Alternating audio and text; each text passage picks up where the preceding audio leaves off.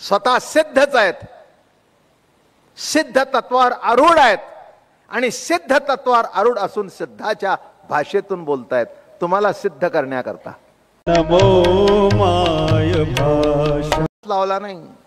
गोड आले की नारायण नारायण नारायण नारायण, भजी बिजी आले की इतरे जना.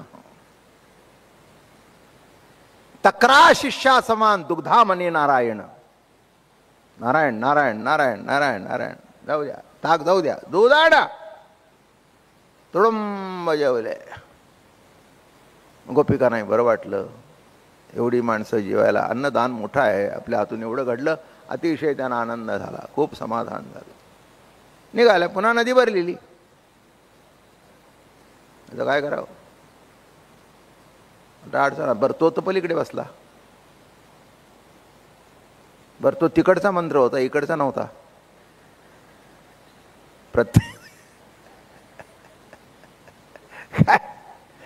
या काठचा मंत्र होता, तो पलीकडच्या काठचा ज्याचा असेल ते काठ त्याने द्यावं. आता शेवटी हातात झाल्या, नावाडी कोणी नाही. मग सगळ्या जणी गेल्या ऋषींच्याकडे. म्हणले महाराज आम्हाला पैल तीराला जायचंय, नदी तर भरली आहे, मगाशी कशा आला. मुद्द्याला हात घातला त्यांनी. ते म्हणले मगाशी कृष्ण परमात्मा तिकडे आहे. परमात्मा, अहम ब्रह्मास्मी. मग त्याने काय सांगितलं त्या गवळ्याच्या पोराने? काय सांगितलं त्याने? हे सांगितलं 16,108 बघून कृष्ण ब्रह्मचारी असेल ते यमुने माय वाट दे. दिली दिली, ठीक आहे.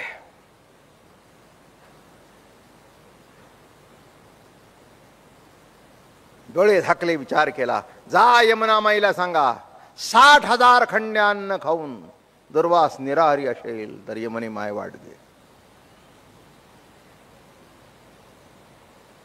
गेल्या, या पूजा केल्या. 60,000 खंड अन्न खाऊन दुर्वास निराहारी असेल यमुने माय वाट दे. दिली ना तिने. अलीकडच्या तीराला आल्या आणि त्यांच्या बुद्धीमध्ये एक लख्ख प्रकाश पडला. आपलं आयुष्य फुकट गेलं. इकडून जाताना याची साथ, तिकडून येतात त्याची साथ. आमचा मधला लोड ना. साधन नदी तयार तरता येत नाही तर भवसागर कुठून टाकायचा? हाही लबाड तोही लबाड.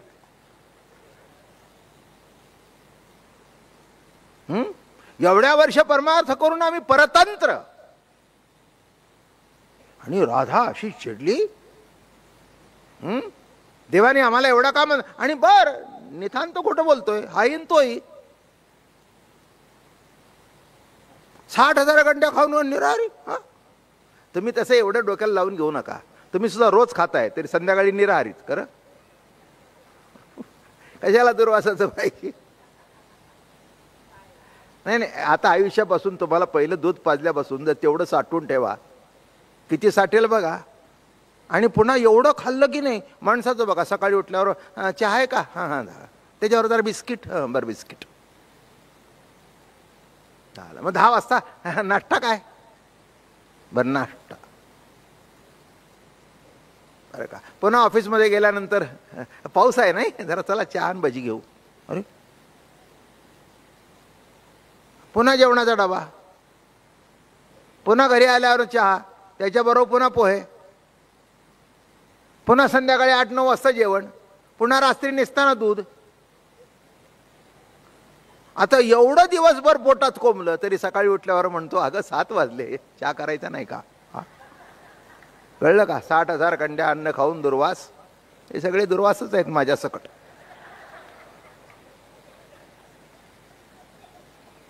म्हणजे आहे का नाही? आयुष्यभर खाताय तरी खाण्याची इच्छा मोडली आहे का? नाही. म्हणून दुर्वास होणं सोपं, पण 16,108 होऊन ब्रह्मचारी हे मात्र अवघड आहे. हे फार कठीण काम आहे. तेव्हा राधा गेली ना, अंगावर धाडकन पडली त्याच्या. फुकट गेलं आयुष्य म्हणे कृष्णा.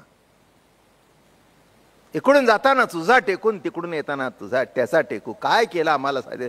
नदी तरता येत नाही, भवसागर कसा तरणार? अकांड तांडव केले त्या सगळ्या गोपीने. कशा करता तुझ्या मागे लागायचं.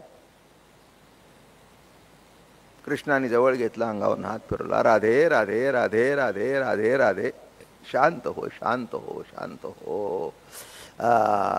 बर बर, तुला काय पाहिजे. ती शक्ती पाहिजे, देतो. रिद्धी सिद्धी तुला देतो, ती शक्ती देतो. पण एक लक्षात ठेव, दुर्वासाला ती शक्ती प्राप्त आहे पण माझ्याजवळ येऊ शकला नाही. ती शक्ती मी देतो पण माझ्यापासून लांब जातील. मी पाहिजे का शक्ती पाहिजे. मी पाहिजे का रिद्धी सिद्धी पाहिजे. माझं प्रेम पाहिजे का. अगं राधे, काय त्याची माझी गोष्ट सांगतेस. आम्ही नदी दुभंग केली, तू निर्गुण निराकार परमात्मा सगुण करून दुभंगलास. काय तुझी ताकद आहे. तुझी ताकद काय आहे. अद्वैत द्वैतात आणलं. द्वैत तसे चांगण अद्वैत ओळगे आपण, भेदू तव तव दोना भेदासी. की भक्ती सुखा लागी, उभीच आहे ज्ञानेश्वरीत. की भक्ती सुखा लागी आपण पेच दोही वागी. दोन भाग करण्याची ताकद आहे. निर्गुणाला सगुणात आणलंस, ही राजे तुझी ताकद आहे. तुला ती शक्ती देतो पण मी सुटीन. काय पाहिजे तर सांग. मी पाहिजे का ती रिद्धी सिद्धी पाहिजे. ते म्हणले तू सुटलं तर काय मिळालं. मग आहे त्याच्यात समाधान मार. तो एवढी त्याला रिद्धी सिद्धी प्राप्त झाली पण माझ्यापर्यंत आला नाही. तू चटकन आली सर माझ्या गळ्यात पडलीस. राधे, एक लक्षात ठेव. म्हणून माझ्यासारखं देव होऊ नकोस आणि त्याच्यासारखं ब्रह्म होऊ नकोस. तू देवाचीच राहा. तू देवाचीच राहा. तू सामान्य नाही आहेस. तू राधा नाही आहेस, धारा नाही आहेस. राधा धारा, कळलं का. कोण आहेस तू. धारा वाहते ती अशी आणि उलटी वाहते ती राधा. जगताकडे वाहत जाते ती धारा आणि उलटी प्रभूकडे वाहत जाते ती राधा. परतोनी पाठी मोरे ठाके आणि आप आपण्या ते देखे. देखत खेव ओळखे म्हणे हे तत्व मीची. मीची. तुझ्या बाबतीत कसं आहे. माणसांना पाण्याची ताण लागते, तसं सगळ्यांना देवाची ताण लागते. पण राधा, मला तुझी तहान आहे. काय भक्ताला कशाची असू दे पण देवाला भक्त कधी भेटतील. राहे ना आता तुमच्या संगे हेची मागे भक्तासी. हेची द्या आता उदारपणे. काय मागतायत. निळोबाराचे गोड अभंग आहेत. राहे ना आता तुमच्या संगे मागतायत. कळलं का. ज्ञानोत्तर प्रेम लक्षणा भक्ती. हे ज्ञान दुर्वासापर्यंतचं आहे आणि त्याच्या पलीकडचं आहे तो अमृतानुभव आहे. कशाकरता भूमिका मांडली की नीट कळावी. नीट कळावी. म्हणून ज्ञानाच्या पुढे काय. ज्ञानाच्या पुढे ज्ञानोत्तर प्रेम लक्षणा भक्ती. अनिर्वचनीय प्रेम स्वरूपा मुखात स्वाद नवत. नारद भक्तिसूत्रामध्ये म्हणतात अनिर्वचनीय प्रेम स्वरूप आहे. प्रेम स्वरूप आहे. म्हणून अज्ञान संपलं, तक्षणी ज्ञान सुद्धा संपलं. खलास. त्याचं निराळं खंडन करण्याची गरज नाही. म्हणून आम्हाला कुणीला केलं नाही. आम्हासी जे आम्ही पण ओरिजिनलच आहे. आता अलग लक्षात. सिद्ध तत्वावर आरूढ होऊन सिद्ध तत्वाबद्दल बोलतायत. स्वतः सिद्धच आहेत. सिद्ध तत्वावर आरूढ आहेत आणि सिद्ध तत्वावर आरूढ असून सिद्धाच्या भाषेतून बोलतायत तुम्हाला सिद्ध करण्याकरता. म्हणून हे अमृतानुभवामध्ये कशाची सिद्धी करायची नाही. सिद्धचात हे कळलं म्हणजे झालं.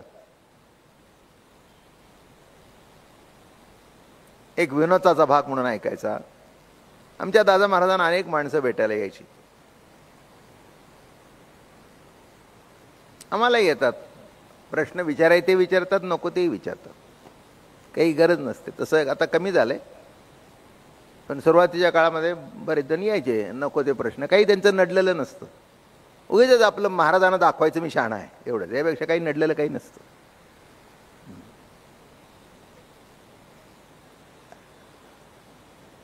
आले दादा महाराजांच्याकडे.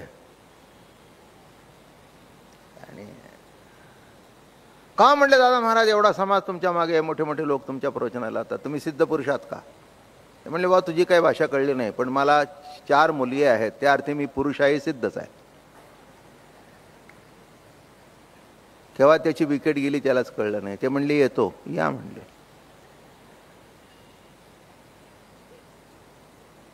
माझं बोलणं कळलं का?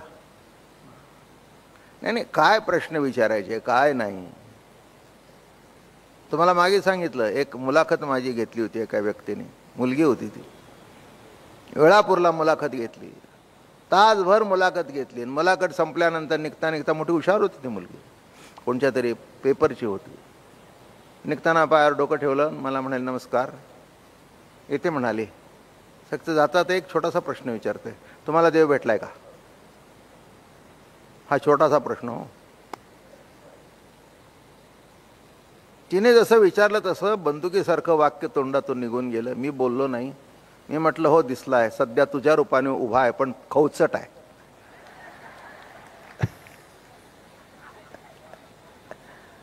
हा, तो आपला खोडीलपणा तुझ्यातून प्रकट करत आहे, तुझं रूप देवाचंच आहे. एवढं म्हटल्यावर पाया पडली, डोळे भरून आले, निघून गेली. माझं म्हणणं कळलं का? इथे कोणाचं खंडन करायचं नाही, मंडन करायचं नाही. आहे ते सिद्धच आहे, आहे ते सिद्धच आहे. म्हणून आम्हा लागी गुरुदेव आम्हासी जे आम्ही पण, ते गुरुराये दाविली खूण, तेथे कोठ्योन्यान परिज्ञान. गुरुराये देविली खूण या शब्दाचा अर्थ गुरुला परिच्छिन्न मानलेला नाही. गुरु ही व्यक्ती नाही, गुरु हे तत्व आहे. माझं हृदय सद्गुरु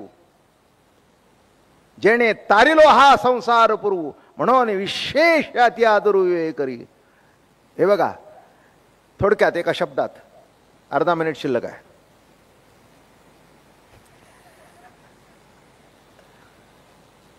माझं आतलं घड्याळ सांगतं कोणत्या टायमाला बघावं, ते बरोबर सांगतं मला, इकडे बघ. काय जास्ती ऐकूच नाही, थोडंसं ऐकावं, ग्रहण करत जावं, पचेल तेवढं घ्यावं, बरं का. पहिल्यांदा ऐकायला शिका, ऐकता ऐकता पचवायला शिका, आणि ते पचवल्याशिवाय तुमचे गाल टवटवीत होणार नाहीत. पचलं नाही तर नको ते निघून जाईल, खाऊन सुद्धा विरत होऊन जाईल. म्हणून हळूहळू घ्या. म्हणून सोप्या दृष्टांतातून तुम्हाला कळेल असं, सहज कळेल असं.